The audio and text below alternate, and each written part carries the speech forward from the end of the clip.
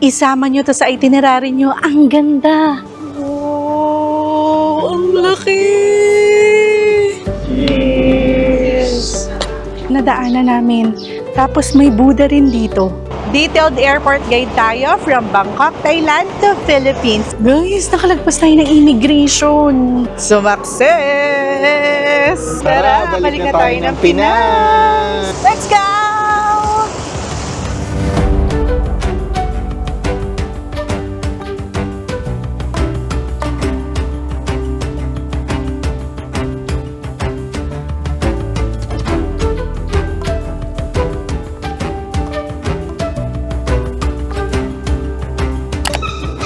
Good morning! So for today's ganap, meron tayong pupuntahang temple and cafe. And mag-OOTD check tayo. Ito yung nabili ko sa night market sa Changian. Even itong bag ko, kahit nga itong shorts ko, sa Changian ko lang to binili dito sa Bangkok, Thailand. Ginawa namin yan ng vlog ha. Panoorin nyo sa aming Bangkok, Thailand episode. Habang hinihintay namin yung binook naming Bolt, dito pala kami nakastay sa Vince Hotel. Dito yan sa may Pratunam ha, shopping district talaga to. Alam nyo, sulit to ha. Second time na nga namin dito. Nag-tour tayo dun sa part 1. Panoorin nyo na lang para makita nyo yung mga amenities nito, yung mga free dito. Ang dami kasi. Nakapag breakfast buffet pa nga kami kanina, meron din dito free dinner naman ha. Buffet din yun. And alam nyo rin, yung pinaka nagustuhan namin dito sa Vince Hotel, may free buggy service sila. So talagang hinahatid kami dun sa mga kilalang shopping area dito sa Pratunam. So ang laking tipid kaysa magbayad ka ng 30 baht, 50 baht, dito libre. Tapos tatawag ka lang kung gusto mo nang magpasundo. Free access na rin dito sa swimming pool, free access sa gym, may free massage din dito ha. May free use pa ng Thai traditional costume, pwede ka magpa-photoshoot sa loob ng hotel. At hindi lang yan ha, ang daming free talaga dito. Meron pang free popcorn, free juice every day, as in araw-araw. Madali lang namin to na-book ha. I-download nyo lang yung Klook app and then i-search nyo Vince Hotel. Nandito yan sa may Pratunam, Bangkok, Thailand. Kaya nasa gitna talaga ng shopping district. And pwedeng-pwede nang magamit ang aming promo code Team Oged Klook para maka-discount kayo. Lahat ng mga binook namin dito sa Bangkok, Thailand, from travel insurance, yung eSIM namin, yung internet namin dito, yung airport transfer, from airport yon papunta dito sa hotel. Syempre, itong hotel namin, lahat yan binook namin sa Klook. Ilalagay ko na lang yung link, yung booking link sa description box para isang click lang kayo, ma-check nyo agad. Ang maganda pa, isang app lang ang titignan nyo para ma-book lahat ng kailangan nyo dito sa Bangkok, Thailand. So ayan, after 30 minutes, nandito na tayo sa Wat Phaknam. Ito yung mas hindi crowded na temple dito sa Thailand. Actually kasi kilalang-kilala kasi yung Wat Arun, Wat Pho, yung reclining Buddha. Doon sobrang daming tao. Dito check natin. Tara!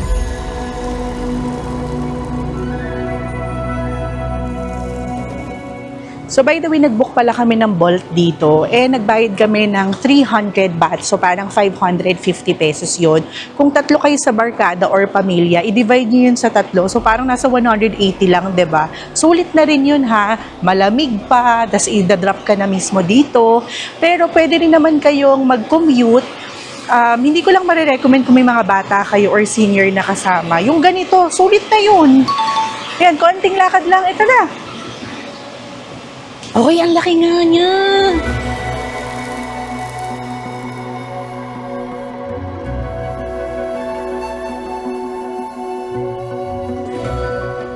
Oh, ang laki!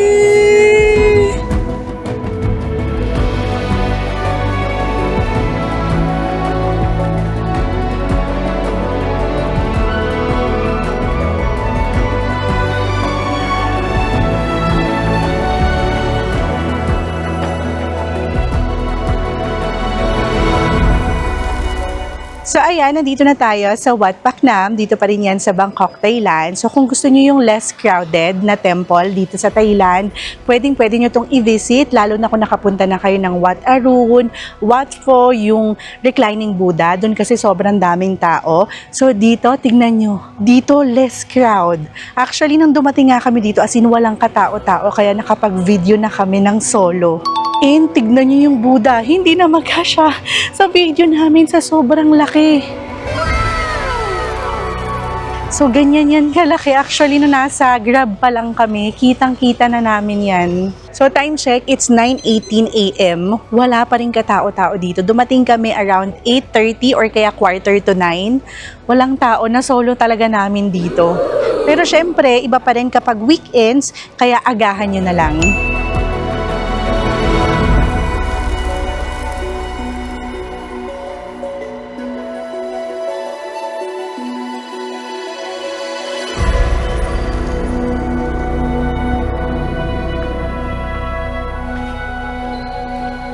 So, ayan, palabas pala kami. And nakakita kami, meron pala dito sa loob na coffee shop para sa mga Gen Z dyan.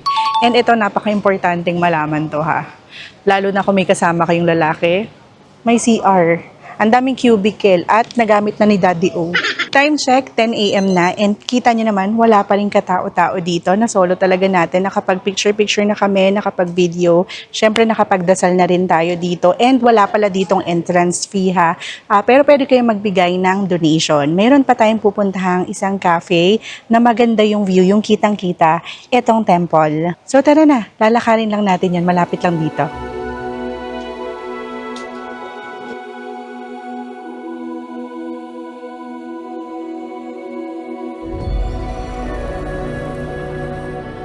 Konting lakad from Wat Paknam, napuntahan naman natin ang Wat Kunshan. Actually, hindi to kasama sa itinerary namin. Papunta nga tayong cafe ngayon. Pero ayan, nadaanan namin. Tapos may Buddha rin dito. May temple din dito. Hidden Bangkok Bistro. Pasukin lang natin to.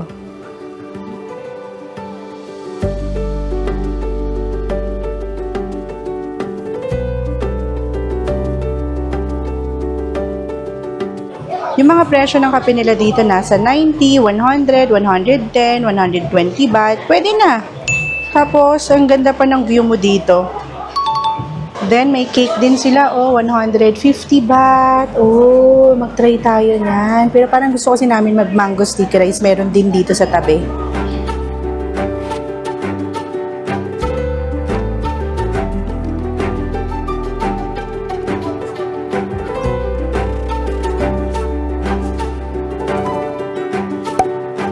Nakuha na namin ang gusto naming shot. Wala na kaming dapat patunayan.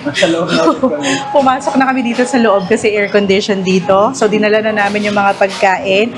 And meron pala ditong subscriber, kaya sinave muna namin yung spot bago kami umalis. Tapos, sila yung pinapalit namin doon. Kasi sabi nga namin, dyan mas magandang spot for picture taking. In fairness, hindi sila overpriced. Tapos pwede ka pang magpasok nitong mango sticky rice. Binili yan ni Daddy O dyan sa tapat. Pwede daw. Tapos itong kape nila parang nasa merong 90 pesos, 100, 120, 140, 160, 180. Baht. Kasi syempre, di ba usually kapag sa Pinas, kapag mga touristy or tourist spots, talagang 3 times, 4 times yung presyo. So dito, tourist spot din to. Kaya kung maririnig nyo na 100 baht, parang 200 pesos yun or 180 pesos yun sa atin.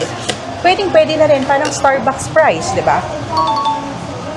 Tsaka grabe talaga na hype to sa social media. Instagram, Facebook, TikTok. So yung tawag dito is yung Hidden Bangkok Bistro. Yung full details, ilalagay ko na lang sa video na to para mapuntahan nyo. So ito ang nakikita ditong Buddha. Buddha ba yan? Comment below kung anong tawag dyan. Pasensya na po. So ayan yung kanina nating pinuntahan. So sa kabilang side to, kumbaga nag-cross ka nung river na nakita nyo rin sa video. Kayang-kayang lakarin ha. Pero kung may senior kayo or bata, magtuktok na lang din kayo kasi mainit nga dito sa Thailand. Pero kung trentahin, teenager, kayang-kaya. Yakang-yaka. Mag-Google Maps na lang kayo. Picturean ko lang sila para kompleto sila. Alam nyo, kapag may mga nakikita kaming Pinoy dito, Ma'am, gusto niyo po picturean ko kayo para kompleto? Pero pag nalaman naman naming viewer or kaya subscriber talagang in-approach kami, doon lang din naman namin kayang magsalita. Hindi naman pwede kasi kaming magmagaling na kilala kami ng tao, di ba? So, and minsan, sa sobrang init, nakasimangot ako, kaganyan lang. Kaya pinipilit ko pa rin mag-smile kasi nga baka sabihin, maldita or what. Sige, okay Kaya lang po, pasensya na po, lalo na yung mata ko, parang laging galit. Ayan, para kita. 0.5 po muna. 1, 2, Si Daddy. Sorry, it's okay. No problem. 1,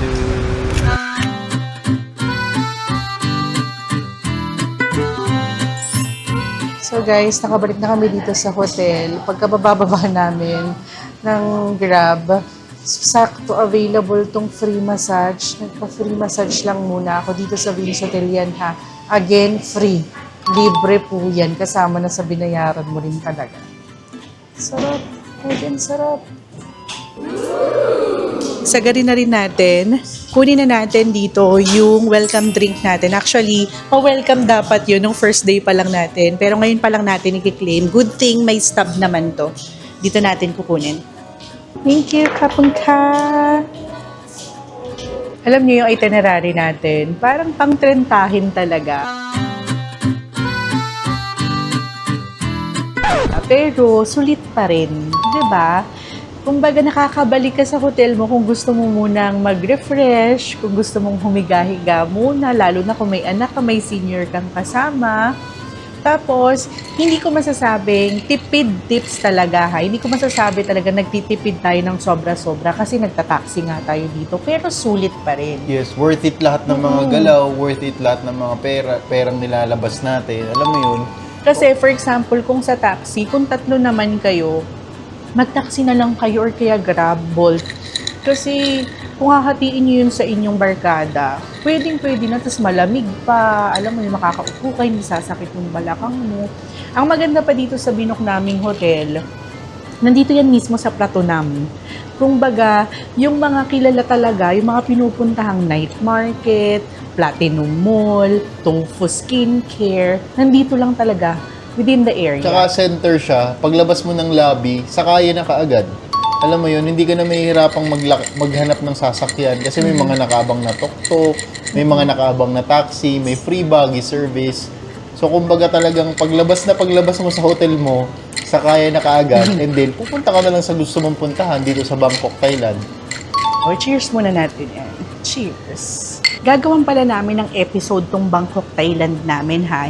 Bibili tayong pasalubong. Pupunta tayo sa Tofu Skincare. Magna-night market tayo, yung mga food park, mga shopping area. Gagawa namin yan ng iba't ibang episode para kung ano lang yung kailangan nyo, pwede nyo mapanood or panoorin nyo lahat. Oh, i-marathon Oo, niya. kasi ganun yung mga na-meet namin dito sa Vince Hotel. Sinundan daw nila yung itinerary namin.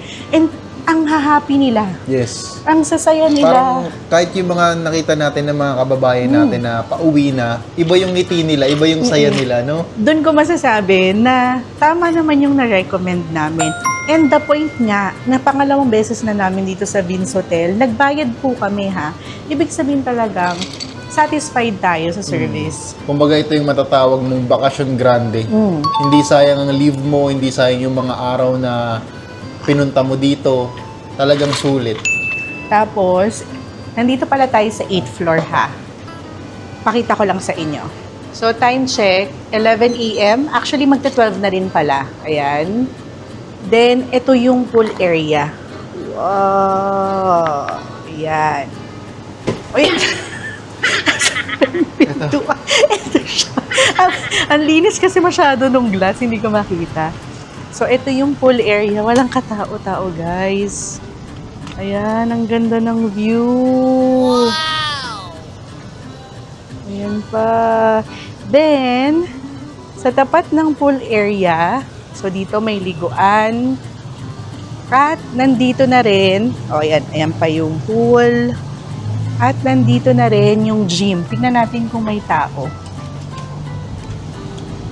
Oh, wala. Walang tao. So, pwede ka ditong mag-gym. Ayan yung weights.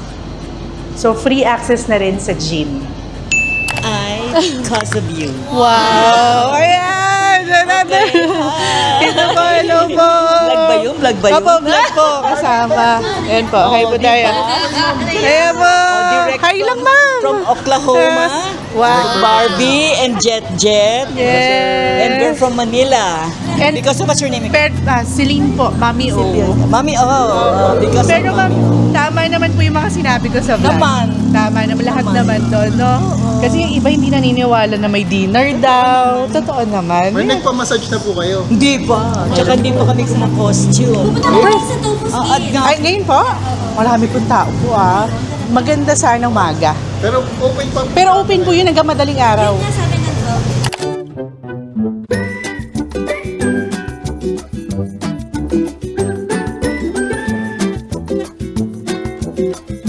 Back in Pratunam! So kanina, meron tayong na-meet na follower na nag-book din sa Vince Hotel. Alam niyo ang gagawin natin ngayon sa Pratunam? Hahanapin ko yung binilhan ko nitong damit. Ayokong magsisi na hindi ko pa kinuha yung ibang kulay nito. Ang ganda guys, ang ganda ng tela, ang ganda ng design. Wala, ang ganda. So kailangan mahanap natin yun. Tapos babalikan din namin yung binilhan namin ng bag, yung pink na bag. Nagamit ko nung nagpunta tayong temple. Kasi dun sa ibang mga store, 150 baht. Tapos doon, 100 baht lang. So, sure ako na yun ang pinakamura na. Ayun na! Nabalikan natin! Tignan mo, yung suot ko ngayon. Alam nyo, sa mga ganitong pagkakataon, napapatunayan ko na nakakatulong pala talaga yung vlog. Alam nyo yung ginawa ko, ni-review ko yung videos namin doon sa shopping natin dito sa Pratunam. Tapos, ayun na, naalala namin kung saan to babalikan. So, gagawa namin to ng separate episode Pupuntahan natin yung mga night markets dito. So, tinuro ko doon yung mga areas talaga. So, ito na yun. So, binibigay nila ng 150 to Sabi ko, 120 yesterday, 120. From 150, tinawaran tayo. This one, 120. 120 120. Sana pagpunta nyo dito, kung nagustuhan nyo rin to, may stock pa sila. Pero kung hindi, ayan pa naman, marami. Actually, binilang ko rin yung anak ko dito. At ito yung binili ko sa anak ko. So ayan, nabalikan namin. Again, dito yan sa may malapit sa B Gallery. Nagsiset up pa lang sila. Guys, dito sa presyo nila, 120 baht Pero ipakita nyo yung video ko. Sabihin nyo bakit binigay sa akin ng 100 baht. Pagbibigyan kayo niyan. Here, 100, 200, 300 baht. Tapos ka. Ayan, napuntahan nyo to. Thank you. Okay, we're done. Okay, done. So, pupunta tayo sa John's Fair. Another night market yon dito sa Bangkok, Thailand. Pero, gagawin kasi namin yun ng separate vlog. Gusto namin mas organize yung vlogs natin dito. Para for example, gusto mo yung food trip, meron kaming episode na ganon. Gusto mo yung shopping, meron. Kung gusto mo skincare, meron. Kung gusto mo airport guide, tapos hotel tour, meron din. So, gagawin namin siyang episode para mas madali sa inyong makapag-marathon. So, again, nasa aming YouTube channel yon, Team Ogad Vlogs. Time check, it's 6:21 a.m. Mag-check out tayo, then hintayin na rin natin mag-open yung breakfast buffet ng 6:30 para clear and tuloy-tuloy na tayo. And may pa-postcard ang Vince Hotel. Maybe because second time na natin dito or hindi ko alam kung para sa lahat ba to. Pero thank you so much po. Wow! Bye-bye! Time check, 6:50 a.m. Papunta na tayo ng airport. Parang nasa 30 to 45 minutes away yon sa Vince Hotel. And mabilis lang mag-book. And yung estimate ng fare is 360 baht. So hanggang 4 na tao na yun.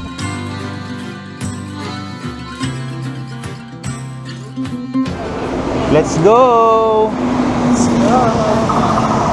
7:20 a.m. pa lang, nandito na agad kami sa airport. Ang bilis ng biyahe, walang ka-traffic.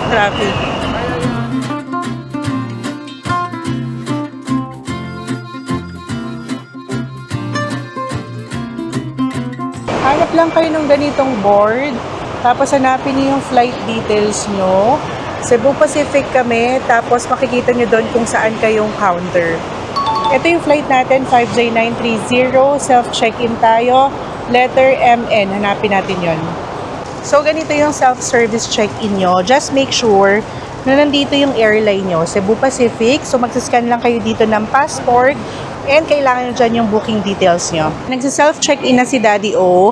So, ganito yung gagawin ko. Para mas madalian kayo, mag-a-upload ako ng mas detalyado dun sa aming TikTok, Facebook, or Instagram. Doon, from hotel hanggang makabalik tayo ng Pinas, makikita nyo doon with timestamp pa. Kasi dito, mas madali ko nahahawakan yung cellphone ko kaysa yung camera namin. Kasi ang dami na nga naming bit-bit ngayon. Tapos, syempre, kailangan careful pa tayo dun sa mga dala natin, like yung mga passport natin, pera, camera. So, syempre, mas okay nang safe yung mga gamit natin kaysa vlog tayo ng vlog dito, tapos manakawan tayo. Physical ticket, lalabas na rin sa gilid niyan yung bag tag.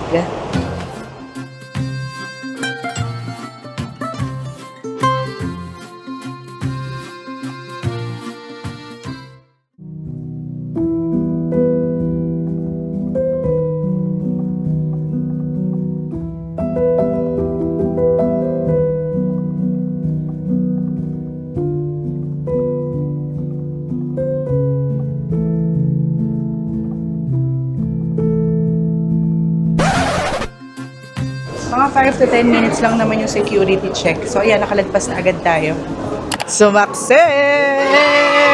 Wala pang 1 minute, tapos na agad tayo sa immigration. Nag-scan lang tayo ng passport. Ganun kabilis. Alam nyo kung ano pa yung mas matagal?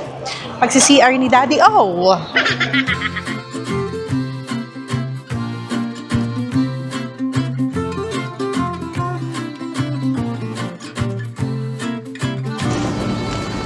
So after naman dun sa immigration, ang dami ng mga shoppingan dito. So titingin ako ng pabango. May nahanap akong pabango, mas mura daw dito eh. An hour before our boarding, kain lang muna tayo. Nandito pala kami sa Kozuki Japanese Restaurant. So ako mag-rice, si Daddy O mag-burger lang daw. And ako, umorder pa ako ng walang kamatayang sashimi. So ito parang 495 baht. 345 baht, then 319 baht. Ito naman, 60 baht. So, hindi yun yung mga eksaktong amount ha, pero nandun yung estimate price nung pagkain dito. So, syempre, kapag airport talaga, medyo mas mahal din talaga. So, magpakabusog na kayo kung may mga breakfast buffet kayo sa hotel nyo. Kain tayo! Wala na tayong dapat patunayan. Magkutsara, tinidor na tayo.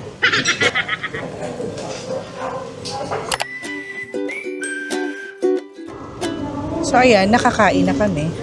Ready nang matulog sa eroplano. Time check 10 a.m. 30 minutes bago ang aming boarding. Nandito na kami sa aming boarding gate.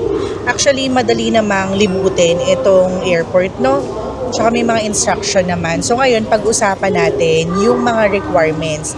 Kapag pabalik ka ng Pilipinas, mas madali na. So mas basic na yung yung requirements pa uwi sa iyong sariling bayan, sariling bansa.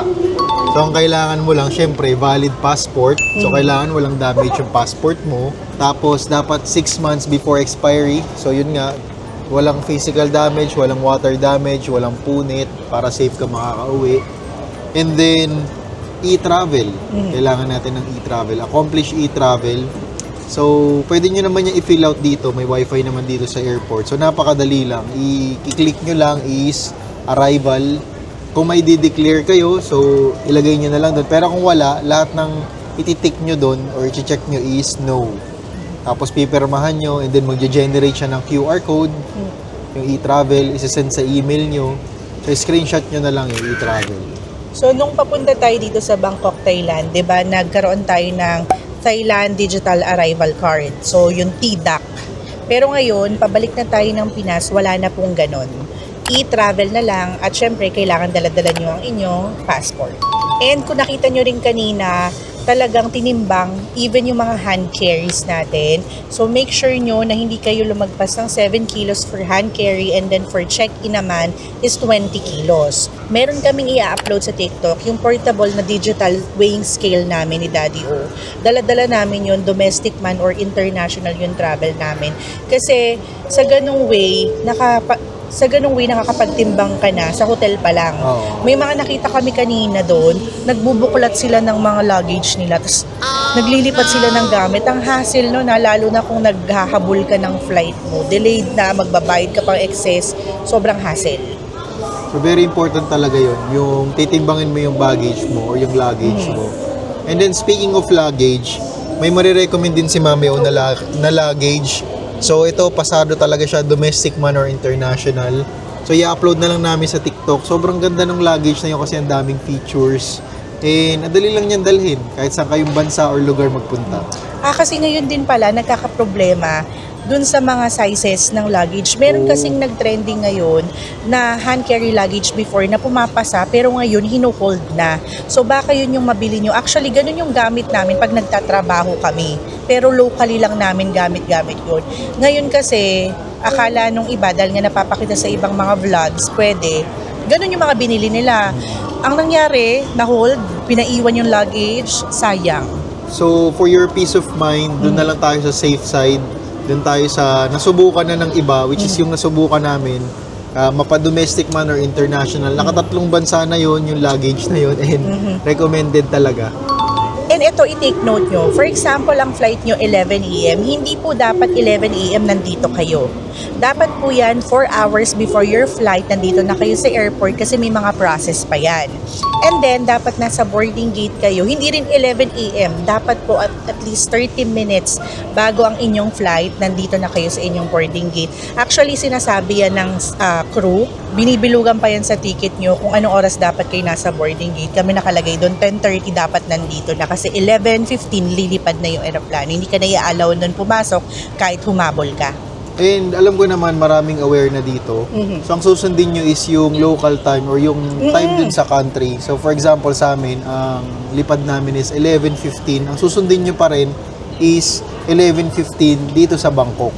So hindi susundin yung Pilipinas, hindi susundin yung pinanggalingan yung bansa, kundi Bangkok. So, Kasi 1 hour. Marami namang aware dun. Kasi 1 hour ahead ang Philippines. For example, 11 a.m. dito, 12 noon na sa Pilipinas. Before kasi, nung last Bangkok, Thailand namin, nag-iisip kami kung anong 11 a.m. ba na flight to? 11 a.m. sa Pilipinas or 11 a.m. dito? Kung nasa ang bansa ka, yun yung susundin mo. For example, nasa Philippines ka, ang nakalagay doon ng flight mo ay 10 a.m. sa Pilipinas yung pinag-uusapan doon. Kung nasa Korea ka, Japan ka, Thailand ka, kung anong oras yung sinabi sa ticket, kung anong oras yun nandun sa bansa nyo. Sana nagigets nyo, Susundin ha? nyo yung local time. Susundin nyo yung time ng country na located kayo. Yun yung departure time nyo. Ayun lang. Tapos, make sure nyo rin na may enough cash kayo pag nandito kayo sa airport. Kung kakain kayo, kasi ang hirap maghanap ng ATM pa dito. Enough cash. Or meron kayong card, ang ginagamit namin is Maribank. So far, hindi naman kami nagka-problema. And isa rin sa naging highlight natin sa ating Bangkok, Thailand travel, syempre, yung hotel na binook natin, yung Vince Hotel. Sobrang sulit nun, guys. Hindi to sponsored, ha. Second time na namin sa Vince Hotel kasi nag-try naman kami maghanap ng iba kaso wala talaga nakakatalo, no? Sa rate nila, sa mga free nila, ang dami kasi masyadong ino-offer ni Vince Hotel. Kaya doon pa rin kami nag-book, doon pa rin kami bumalik. Actually, binook namin yan sa Klook. Ubusan nga lang ng slot, ha. Kasi nga, sobrang ganda ng mga ino-offer nila. So, kapag nakita nyo available pa yung schedule ng trip nyo, i-book nyo agad. Paunahan kasi talaga siya. And ang maganda pa, ang dami nilang available na rooms. Kung ilang packs kayo, ma-accommodate nila kayo. So, may So, pang family, may pang couple. Kung mag-isa ka lang, solo traveler ka, meron din silang i-offer sa inyo. So, napakaganda. Tapos, wala kaming mapintas. Kung may mapipintas ka is, siguro common sense na lang yun, nasa ibang bansa ka, ganun yung policy nila. Pero, so far, so good. And kung magta-try man kami, i-update namin kayo kung magta-try kami ng ibang hotel. Pero so far, highly satisfied kami. Na-exceed ng Vince Hotel yung expectations namin. Kung maganda at masaya yung trip namin last year, last year, mas maganda ngayon. Sobrang happy namin. Sobrang relaxing, sobrang na-educate pa kami sa mga pasikot-sikot ng Bangkok, Thailand. And by the way, yung hotel namin, even yung internet namin, yung airport transfer namin, ano pa ba? Actually, lahat. eSIM. Oo, yung eSIM namin, internet, binook talaga namin yan sa Klook. And huwag niyong kalimutan gamitin yung promo code namin, ha, Team Ogad Klook, para maka-discount kayo. Sayang din yun, ha, pwede niyo pang ipambili ng pagkain or pampasalubong. Oh. So ayan, boarding na tayo. Babalik na tayo ng Pinas. Okay, Miss ko na uwian yung na. anak ko. Uwian na.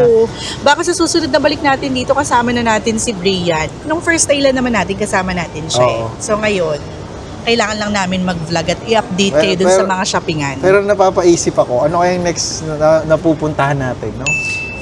Vietnam, Taiwan, Japan. Or local muna tayo? Local muna tayo. Oo, Sige, local abangan muna nyo na lang. Guys, gagawa namin ng episode itong Bangkok, Thailand natin ha. Meron tayong mga pinuntahan na night market. May mga pinuntahan tayo dito talagang mga shoppingan, kainan. Binalikan namin yung tofu skincare. Tapos may napuntahan kaming temple na halos nasulit natin talaga, na solo Ganda. natin. Oo. May pa-hidden cafe pa kaming napuntahan na napakaganda ng view. So gagawa namin yan ng episode sa aming YouTube channel, Team Ogad Vlogs. Malamang nandito na rin kayo ngayon, kaya mag-subscribe na for more travel vlogs. Okay. Bye. Ingat kayo sa inyong travel and have a safe flight. Bye-bye. Bye!